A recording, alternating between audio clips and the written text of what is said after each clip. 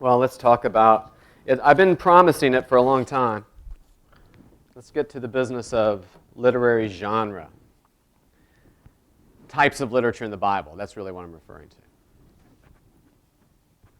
Now, the phrase genre immediately sounds maybe a little bit technical, a little bit complicated maybe, or maybe it's a word you haven't really heard much before. It's one of those words that I recommend if you're in a pulpit that you don't mention the word genre, simply because you don't ever have to. And almost certainly when you do, it would be, at least in the minds of many people, me included, regrettable that you did. Right? Because you're either in a church where everybody already knows that word and you guys don't need to sort of show off how much you know stuff like literary genre. Just give it a rest.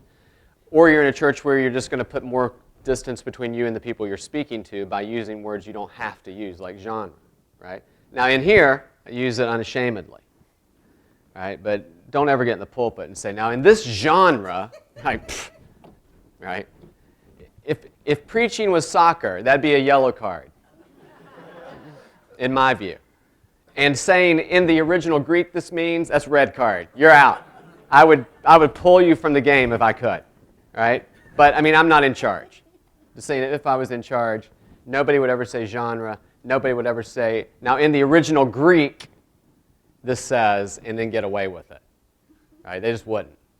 Because there is never a time that you have to say it in that way. There's always a different way to put it. Always, 100% of the time.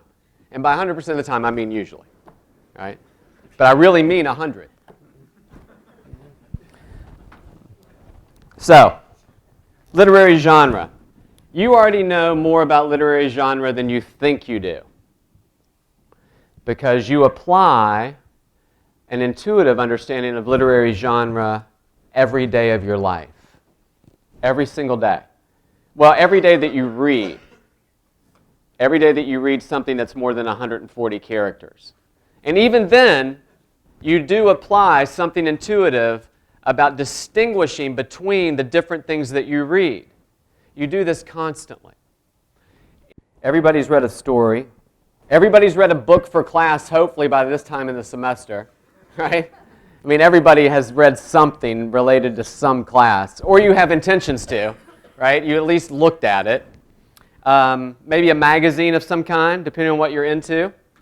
Lots of people read fiction. Everybody has some kind of electronic device that at least theoretically has a instruction manual with it that we have, right? Usually we try it out and then resort to the instruction manual only as like a last-ditch effort to figure out what we're doing.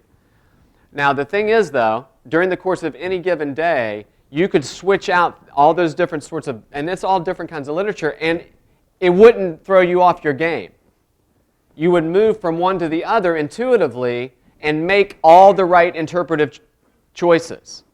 You would, right? So if you were reading, let's say, what's the greatest novel ever written? That's easy. It's Don Quixote, right?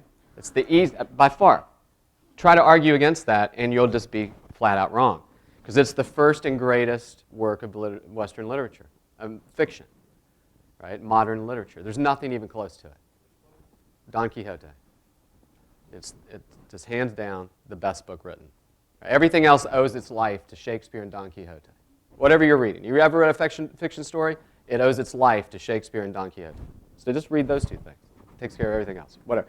I don't know about The Shack, right? That owes its life to something else that doesn't come from those same sources. So anyway, when you're reading all these different kinds of literature, you never mistake one for the other. Not ever do you do that. And you read them for different purposes. And you know they're written for different purposes, and you read them for different reasons. Sometimes you read them because you have to, I get it. But you'll read a textbook in a certain kind of way because you know it's conveying certain sorts of information that you need to know to whatever degree. If you have a phone, it came, at least electronically, with a manual that you may or may not have consulted. But if you do consult it, you don't read it and think, wow, This is like reading a great work of fiction. This is awesome literature. You don't read it the same way. If you read a news story, you read that in a different way. All I'm saying is this, is that intuitively, we read all sorts of different literature according to the way it's written, for the purpose it's written, but we often ditch all that intuition when we come to the Bible. A lot of times we leave it aside. It's based on at least one good intention of that, and that is we recognize that the Bible's not like any other book. Regardless of whether you're reading a poem, you're reading a letter, you're reading a genealogy, whatever you're reading in the Bible, you recognize this is the Word of God. It is not like any other book. However, the Bible is like every other book in that it's written down. And the reason, here's why genre is important. Here's why you should care. Not because I'm telling you to care. The reason you should care is because apparently God cared enough to give us His Word in various types of literature. If God wanted Paul to be the entire, if God wanted Romans to be the whole Bible, He would have given it to us that way. He would have. If He just wanted us to read poetry, He would have put the whole thing in the Psalter. If He just wanted the whole thing to be stories, it would just all be narrative. But it isn't. And we have to remember the very important concept of divine condescension. That is, God condescends to us. That sounds, we only use that, like we use, I don't mean that in a negative way. Like when we say don't be condescending, this means something different. It doesn't mean something negative. It means God, who is not constrained by language or or descriptions of Himself found in language. There is no language that exists among any humans at any given time that can fully comprehend, much less express, God in His fullness. That's why if you take a theology class, they'll talk about the difference between analogical speech and univocal speech. Univocal speech being one-to-one. Analogical speech being all things by analogy, right? It's not one-to-one. All speech about God is analogical because it is speech. It's human speech about the eternal God. Doesn't mean it has nothing to do with it not being true or trustworthy. It just means there is no speech available, no language, human language available that can capture the fullness of God. So we have to remember when God communicates to us through the Word, He is doing so what? God, who is not constrained by language, nevertheless has chosen to communicate to us in our own language. God, who is infinite, communicates to us through something finite, that is literature. And in His divine wisdom, according to His will, He has revealed Himself in different kinds of literature. And it is our responsibility as readers to be sensitive to that. And if we don't pay close attention to it, now, don't get me wrong, I'm not accusing anybody of anything specific. But if we don't pay close attention to it, I think we're just not being thoughtful enough about what exactly God has done in giving us Bibles, or giving us the Bible. We have many copies, right? Many translations. So that's my big push for why understanding biblical genre is important. If I was told you have to teach hermeneutics this year, you can only talk about one topic, hands down. It would not be the big picture of the Bible and how everything holds together. It wouldn't be that. If I was teaching people how to teach the Bible, like you all, it wouldn't be any of that stuff about meaning or intent. As important as those things are, if I had one thing to convey to you, it would be dealing with the various parts of genre in the Bible. Because we have a tendency as a particular, well, let me generalize and say we have a general sort of background from which at least many of us flow. And it is a very sort of Romans-centric view of the entire Bible. Now, obviously, I'm not saying anything negative. What I mean is, we tend to come to the Bible and read the whole thing like it's Romans.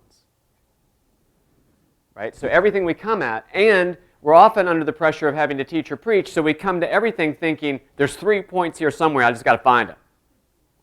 And if it's a story, what I got to do is strip away all those things which God has taken care to include in the story, and we will try to strip it down to its sort of eternal moral point.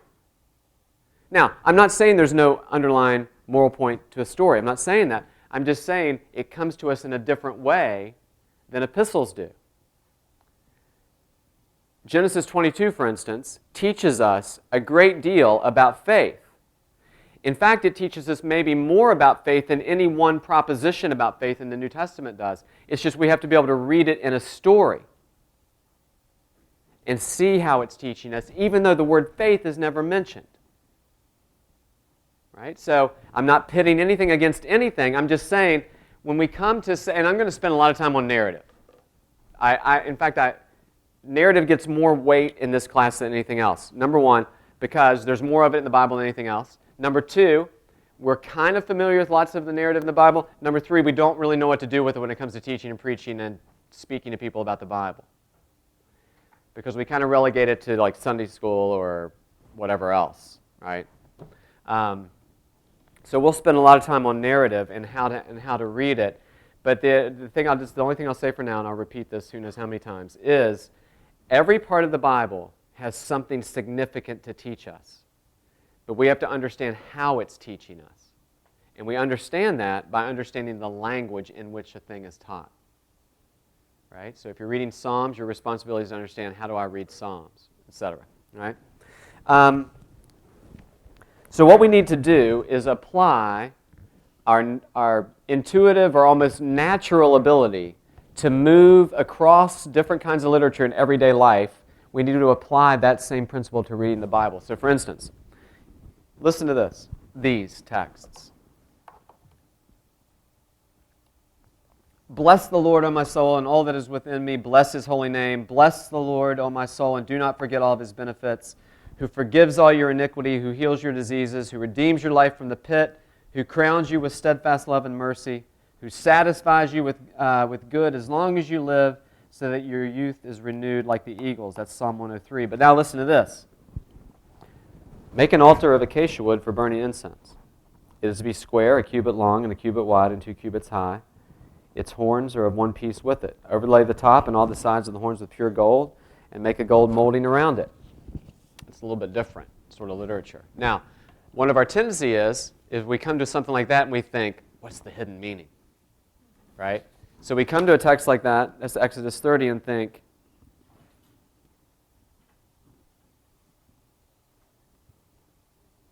what do the horns stand for? Well, they're the horns on the altar. That's what they stand for. That's basically they're standing for what they are. But we have a tendency, we come to something like that, and we want to obviously, we think that something like that, if it's got a meaning, it must be like Pilgrim's Progress. Right? You know what I'm talking about. I mean, everybody has sort of done this, and there's times where it's legitimate to at least test out and see if that's what's going on.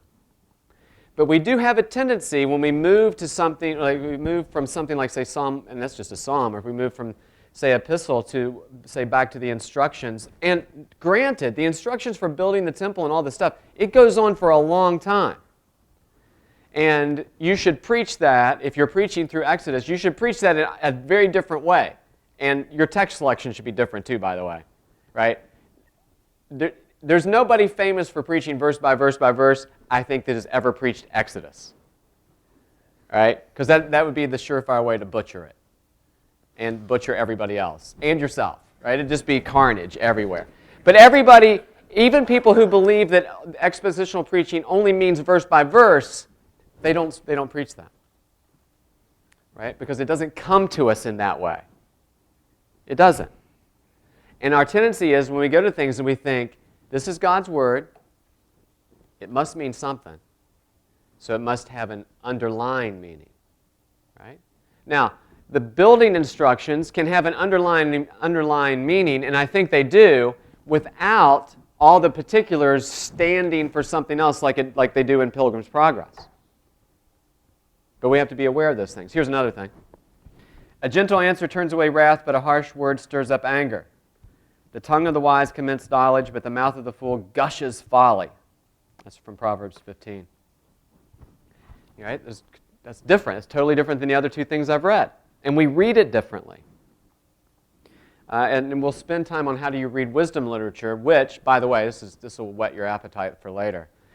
The quickest inroad you have to anybody you ever talk to in life, whether you know it or not, from the quickest inroad you have from the Bible is wisdom literature. Wisdom literature. The quickest connection you have with every human being on the planet is in wisdom literature, in the Bible. You know why? Because everybody has an answer or wants to know how to live and what's important. And that's what the wisdom literature is about. One of the many things, anyway. Everybody has a wisdom tradition, whether they call it that or not. If you boil a wisdom tradition down to understanding the world and how to live in it, everybody has that. This is a little bit of an aside. I'll say all this again later. But I've met, you know who introduced me to this idea? Missionaries, who discovered that no matter how different or how much a biblical background doesn't exist or a biblical worldview doesn't exist for wherever they are, one thing that does exist, what's the world like and how do I live in it? And how do I make the best of the present and the future for me and my kids and my family and my whoever else? Immediate connection. But we don't think of it in that way, but whatever the case. So that's just motivation. Here's another example. These are the sons of Israel: Reuben, Simeon, Levi, Judah, Issachar, Zebulun, Dan, Joseph, Benjamin, Naphtali, Gad, and Asher. Right? It's totally different than Psalms, obviously. Here's a different thing. Do not store up for yourselves treasures on earth where moth and rust destroy. Sounds different. Paul, an apostle of Jesus Christ by the will of God, to the saints in Ephesus, the faithful in Jesus Christ. As I looked at the living creatures, I saw a wheel in the ground beside each creature with its four faces. There was an appearance and structure of the wheels. They sparkled like chrysolite. All four looked alike. Each appeared to be made like a wheel intersecting a wheel. Ezekiel. And then finally, the angel swung the sickle on the earth, gathered its grapes, and threw them into the great winepress of God's wrath. They were trampled in the winepress outside the city, and blood flowed out of the press, rising as high as the horses' bridles for a distance of about 200 miles from Revelation. All that is literature contained in the Bible. And every one of those texts is pretty different than every other text that I read. But they're all there. They're all in the Bible. They are all God's revealed Word. And just, as I said before, our responsibility as interpreters is to be able to read those and to move among them with two things in mind. One, I need to know sort of the rules, as it were, for interpreting this. And I've got to remember that other thing, that is this idea of books being recontextualized and how they fit together. Right? So we're always moving back and forth between, we're always keeping one eye on the immediate context and one eye on how everything, on parallels or whatever else. There's any number of other connections. And as responsible interpreters, we'll do that all the time.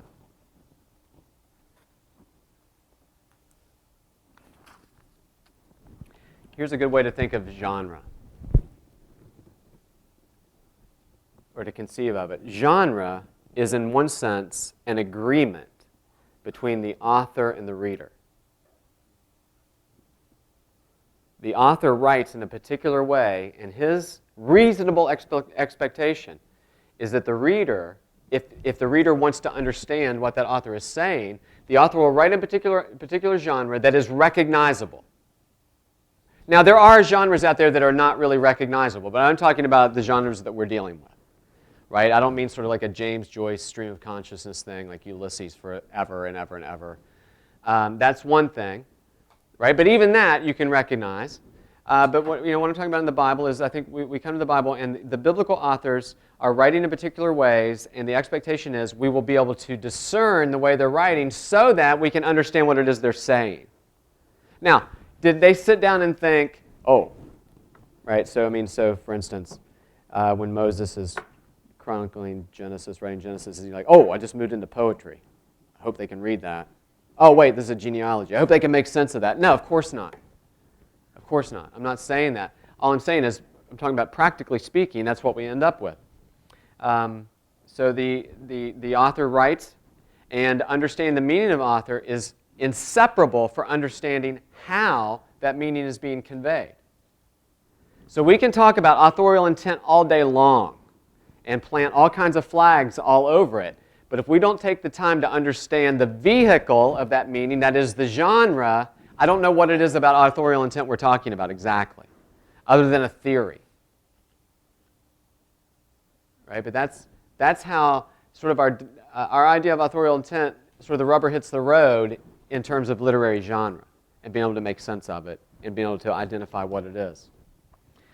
There's all kinds of illustrations you can give that I give both in class and I give like when I'm teaching in churches where I don't use the word genre, by the way. I just say the different stuff in the Bible a lot of times. That usually does it. And then give some examples. Everybody knows what the word stuff means.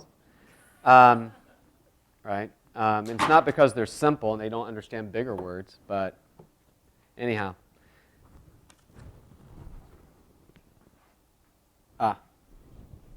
I'll try. Okay. It's hard for me not to speak fast. But there are, we'll talk about it afterwards. Okay. So there's lots of illustrations you can give about what genre is. One being like different kinds of maps, those kind of things. It's helpful maybe to explain to people when you're explaining to people like, what do I mean by different sorts of literature?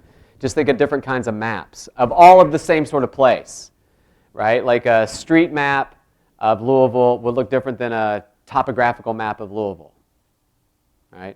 Or a demographic map of Louisville, or whatever else you got, or just like a AAA map of Louisville. All those are going to look different, but they're all about the same place. But you got to be able to read each one, even though they're all about the same thing. But anyway, we don't need more examples, and I won't get into this too much.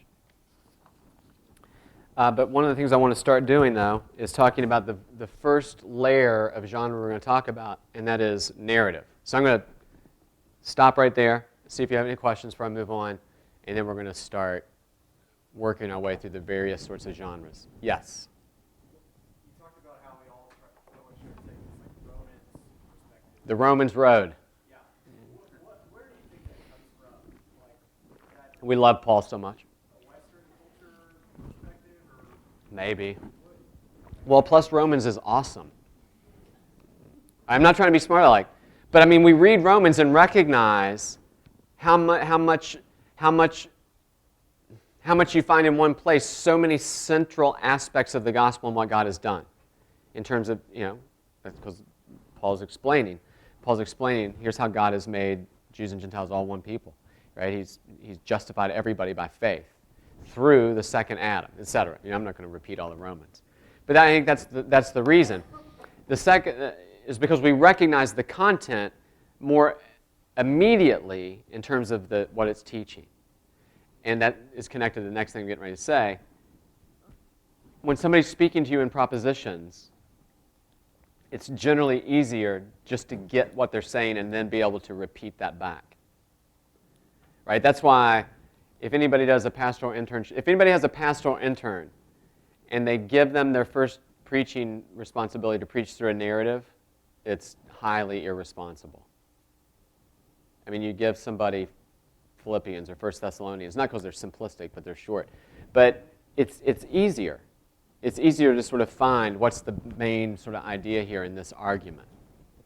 When it's an epistle, because those are, they're arguments. I don't mean that in a negative way, like people arguing. It's presenting a case for something.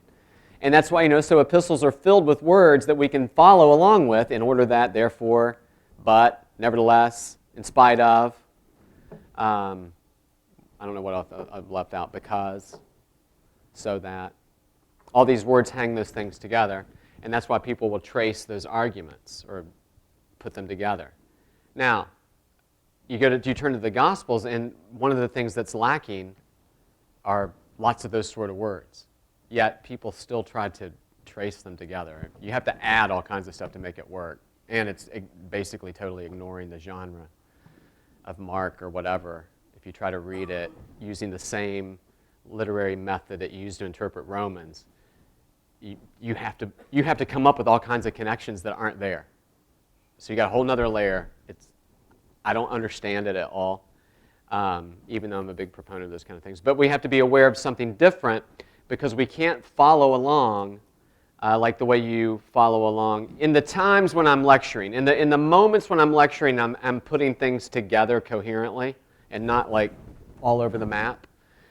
You can hear me doing things where I lead from one thing to another, and then I'll circle back. I circle back a lot, I get it. But I'll circle back and then I'll restate it, and then maybe I'll connect it to something else, or I'll give you, here's the conclusion, or I'll wrap up, or I'll reiterate. All that kind of stuff happens in the epistles, and we can follow it easier. I think that's one of the reasons. And if we're teaching preaching, we want to have something right to say about the Bible. And you read along, so you read a long story and you think, all right, I've got to teach or preach this. I want to say, what do I say? And it's just more difficult. It's way more difficult, as a matter of fact. And I think that's why. Very good reasons. But I think there are reasons that we can get over.